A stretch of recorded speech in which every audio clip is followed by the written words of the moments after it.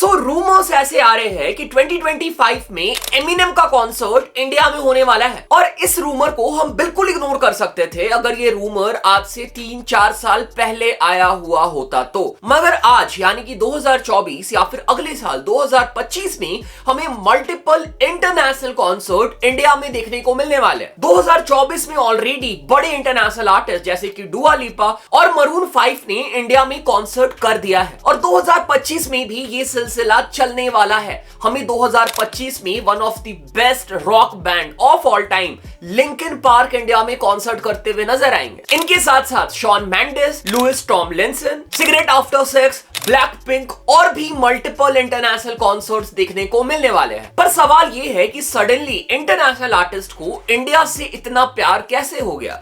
आज से 4 साल 5 साल पहले इक्का दुक्का इंटरनेशनल कॉन्सर्ट हमें इंडिया में देखने को मिलता था। सडनली इतने सारे आर्टिस्ट इंडिया में कॉन्सर्ट करने के लिए क्यों इंटरेस्ट दिखा रहे हैं? और क्या ये एमिनेम का कॉन्सर्ट रूमर क्या सिर्फ रूमर है या फिर सच में हमें एमिनेम का कॉन्सर्ट इंडिया में देखने को मिल सकता है? सब कुछ आज हम इस वीडियो में डिस्कस करेंगे।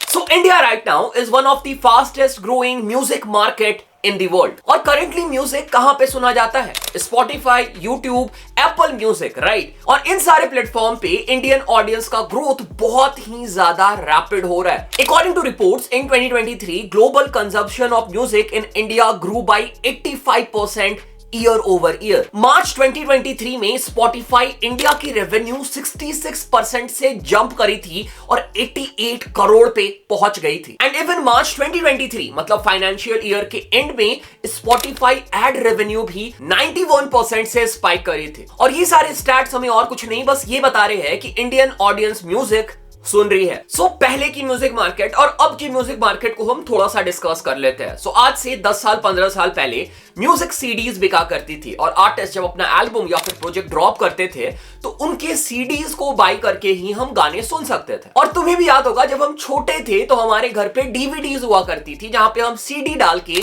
गाने सुना करते थे, पर मोस्टली वो सारी सीडीज पायरेटेड होती थी। बहुत कम ऑडियंस थी इंडियन म्यूजिक ऑडियंस जो कि ओरिजिनल सीडी बाय करती थी। कुछ अमीर लोग ही थे जो बाय करते थे, मोस्टली लोग पायरेटेड सीडी से ही गाने सुना करते थे। और एग्जैक्टली यही सेम चीज इंटरनेशनल आर्टिस्ट के केस में भी होता था। इंटरनेशनल आर्टिस्ट की म्यूजिक को भी इंडिया में पायरेसी का सामना करना पड़ता था और बाहर के आर्टिस्ट इंटरनेशनल आर्टिस्ट के पास इंडिया का डेटा जाता ही नहीं था कि इंडिया में उनकी म्यूजिक बिक रही है या फिर नहीं, या फिर उनको इंडिया से प्रॉफिट हो रहा है या फिर नहीं। बेसिकली इंडिया से प्रॉफिट होता ही नहीं था क्योंकि मोस्टली इंडिया का जो म्यूजिक मार्केट था वो पायरेसी पे काम करता था। पर अब सब कुछ डिजिटल हो चुका है। जो हम फ्री म्यूजिक भी सुनते हैं उनके स्टैट्स भी आर्टिस्ट तक पहुंचते हैं कि उनकी म्यूजिक को कहां से सुना जा रहा है। इसके साथ साथ लोग अब म्यूजिक में ज्यादा इंटरेस्ट दिखाने लग गए हैं एंड इवन म्यूजिक की प्राइसेस भी पहले से डिक्लाइन करी है। तो लोग अब सब्सक्रिप्शन बाय कर रहे हैं, म्यूजिक कंटेंट बाय कर रहे हैं, म्यूजिक मर्चेंडाइज आर्टिस्ट अगर रिलीज करते हैं तो उसे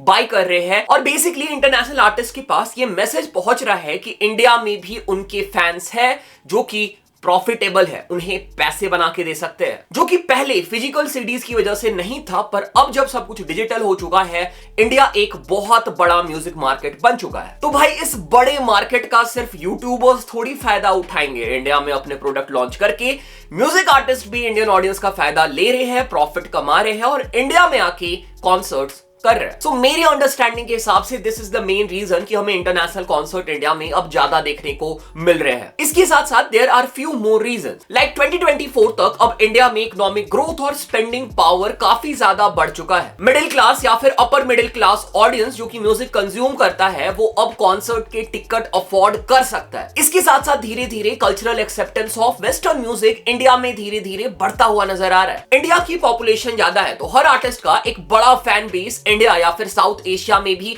एग्जिस्ट करता है। और ये जो फैंस है ना, ये भी एक बहुत बड़ा रोल प्ले करते हैं अपने आर्टिस्ट को इंडिया में बुलाने के लिए, क्योंकि भाई ये लगे रहते हैं ट्विटर में, इंस्टाग्राम पे, हर जगह पे और सोशल मीडिया पे फैंस को रोते देख के आर्टिस्ट भी सोचते होंगे भाई चलो साउथ एशिया में भी कॉन्सर्ट कर ही लेते हैं।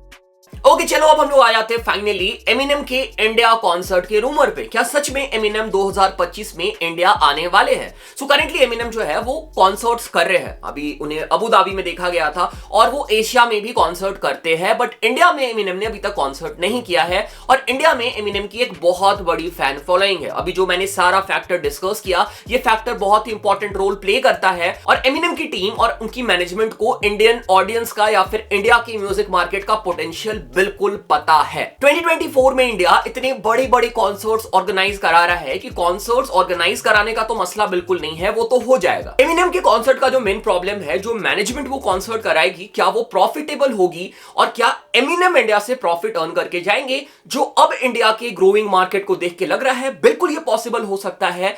एमिनेम के लिए इंडिया अब जाके प्रॉफिटेबल है, जो कि पहले नहीं था, जिस वजह से शायद एमिनेम इंडिया नहीं आ रहे थे। सो एमिनेम के इंडिया कॉन्सर्ट को एमिनेम की मैनेजमेंट या फिर एमिनेम ने अभी तक कंफर्म नहीं किया है। कुछ न्यूज आर्टिकल ने इस रूमर को स्प्रेड किया था, इसके बाद मल्टीपल ट्विटर पेजेस, इंस्टाग्राम में से पोस्ट किया गया, जिसके अकॉर्डिंग 2025 में हमें एमिनेम इंडिया में कॉन्सर्ट करते हुए देख सकते हैं। अभी भी ये रूमर है, पर सारी सिनेरियो को देखते हुए अब ये बिल्कुल पॉसिबल है कि हमें एमिनेम का कॉन्सर्ट इंडिया में देखने को मिल सकता है बहुत जल्द। सो अगर तुम भी स्टैन हो, एमिनेम फैन हो, तो भाई पैसे बचाना स्टार्ट कर दो। हो सकता है बहुत जल्द हमें एमिनेम इंडिया में कॉन्सर्ट करते हुए नजर आए। 2025 में नहीं तो 2026 में सही, बट एमिनेम इंडिया में कॉन्सर्ट करेंगे क्योंकि इंडिया का मार्केट अब बिल्कुल एमिनेम के लिए कॉन्सर्ट रेडी है। Okay this was it, this was the video. Channel पहली बार चैनल सब्सक्राइब करो, सपोर्ट करो, प्यार देखो, इंस्टाग्राम पे फॉलो कर सकते हो, डिस्कॉर्ड ज्वाइन कर सकते हो और ऐसे इंटरेस्टिंग कंटेंट के लिए चैनल को सब्सक्राइब कर लो। Music related content, hip hop related content, desi hip hop, international hip hop, सब कुछ तुम्हें इस चैनल में देखने को मिलेगा। Thanks for watching, thanks again, thanks a lot, bye.